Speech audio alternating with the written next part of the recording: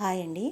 ఈరోజు మన వీడియోలో బ్లౌజ్కి థ్రెడ్ పైపింగ్ నార్మల్ పాదంతో ఎలా వేసుకోవాలో చూద్దామండి. మన దగ్గర ఉన్న క్లాత్ని మనం ఏదైతే కోట్ వేయాలనుకుంటున్నామో ఆ పైపింగ్ క్లాత్ని అంగుళన్నర వెడల్పుతో ఈ విధంగా క్రాస్గా అయితే కట్ చేసుకోవాలండి. ఈ కట్ చేసిన పీసులని ఈ విధంగా క్రాస్గా ఇదే విధంగానే క్రాస్గానే ఉంచి ఇలా మీకు చూపిస్తున్న విధంగా ఇలా ఈ విధంగా క్రాస్గా జాయింట్ అనేది చేసుకోవాలండి. ఇలా పీసులన్నీ కూడా మనకి పెద్ద క్లాత్ లాస్ట్కి వచ్చేస్తుందండి, అందుకే పీసులు ఎక్కువ పని, లేదా 1-2 కంటే ఎక్కువ పడవండి జాయింట్స్. ఇలా ఖర్చు అనేది లోపలికి వెళ్ళిపోతుందండి. మనం జాయింట్ చేసిన ఖర్చు కూడా లోపలికి వెళ్ళిపోతుంది. అయితే ఈ జాయింట్ చేసిన దగ్గర మాత్రం కొంచెం ఇలా సెపరేట్ చేసి గోరుతో ఈ విధంగా రఫ్ చేసుకోవాలండి. మీకు వీడియోలో చూపిస్తున్నట్లు ఇలా రఫ్ చేసుకుంటే అక్కడ కొంచెం లేయర్లు ఎక్కువ ఉంటుంది కదండి జాయింట్ దగ్గర, ఆ లేయర్లు పలచగా చక్కగా నీట్గా వస్తుందండి.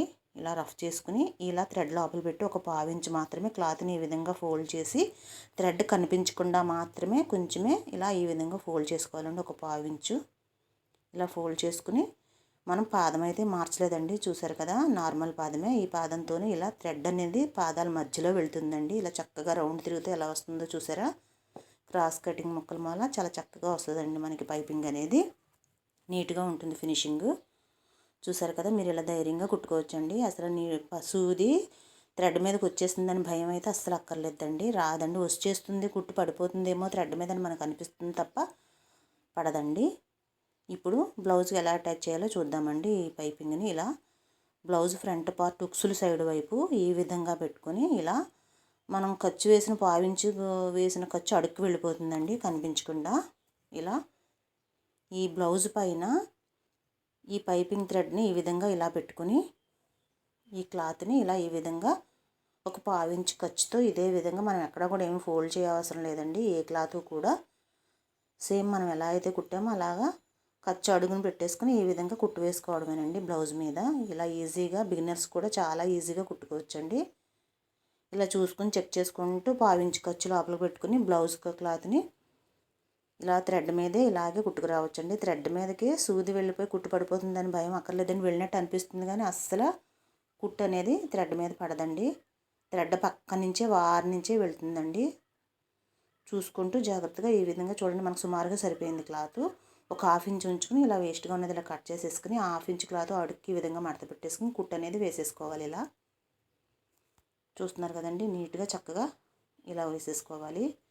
ఇప్పుడు ఇలా బ్లౌజ్ని ఇలా రివర్స్ తిప్పి ఇంకో పావించి ఫోల్డ్ చేసి ఖర్చు కనిపించకుండా నీట్గా ఈ విధంగా మడత పెట్టేసుకుని ఇలా కుట్టు అనేది వేసుకోవాలండి.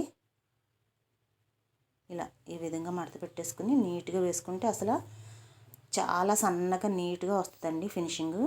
మనకి థ్రెడ్ ఎంతైతే ఉందో అదే లావులో మనకి పైపింగ్ అనేది సన్నగా, థ్రెడ్ ఎలా సన్నగా ఉందో అదే విధంగా పైపింగ్ అనేది వస్తుందండి. చూడండి, కొంచెం క్రాసు సాగదీసి క్లాత్ని ఈ విధంగా కొంచెం టైట్గా లాగి పెట్టుకుని మనకు క్రాస్ క్లాత్ వల్ల సాగుతుందండి కొద్దిగా.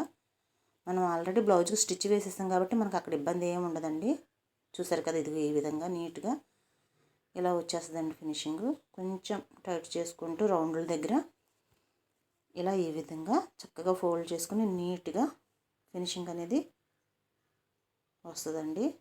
ఇలా కుట్టేసుకుంటే చాలా ఈజీగా ఎటువంటి టక్స్ కూడా మనం తీసుకోవాల్సిన పని లేదండి. ఇలా కనుక మీరు పైపింగ్ వేస్తే అందరూ చాలా రకాలుగా వేస్తారు. నేను కూడా చాలా రకాలుగానే పైపింగ్ వేస్తానండి, క్లాత్ని బట్టి, బ్లౌజ్ని బట్టి, డిజైన్ బట్టి. అయితే ఇలా రౌండ్ మెడకి మీరు ఇలా వేసుకుంటే చాలా నీట్గా వచ్చేస్తుందండి. చక్కగా రౌండ్లు తిరిగి క్లాత్ ఎక్కడా కూడా ఉగ్గులు లేకుండా, పుసకలు లేకుండా చక్కగా నీట్గా వచ్చేస్తుందండి. చూడండి, ఇలా ఈ విధంగా మొత్తం అంతా కూడా చక్కగా ఒకే లైన్లో కుట్టు అనేది వస్తుందండి. మనం ఇదే విధంగా కనుక పైపింగ్ వేసుకుంటే. చూసారు కదా, ఇలా ఈ విధంగా వస్తుందండి. చక్కగా మొత్తం బ్లౌజ్ అంతా కూడా మనం పైపింగ్ వేసేసినట్టేనండి. బ్యాక్కి విడిగా, ఫ్రంట్కి విడిగా వేయాల్సి లేదు. ఇప్పుడు హ్యాండ్స్కి కూడా మనం అదే విధంగా నీట్గా ఇలా పైపింగ్ అనేది చేసుకున్నామండి. చూసారు కదా ఎంత నీట్గా వచ్చింది. ఇప్పుడు బ్లౌజ్ హ్యాండ్స్ ఫ్రంట్ బ్యాక్ చూసుకుని జాయింట్ చేసేసుకున్నాం. ఈ విధంగా వచ్చిందండి. చూసారు కదా ఎంత నీట్గా చక్కగా ఎంత సన్నగా పైపింగ్ వచ్చిందో. నా వీడియో కనుక మీకు నచ్చితే తప్పకుండా లైక్ చేయండి, అలాగే సబ్స్క్రైబ్ కూడా చేసుకోండి. నా వీడియోలు అన్నీ నోటిఫికేషన్కి వస్తాయి. Thank you for watching.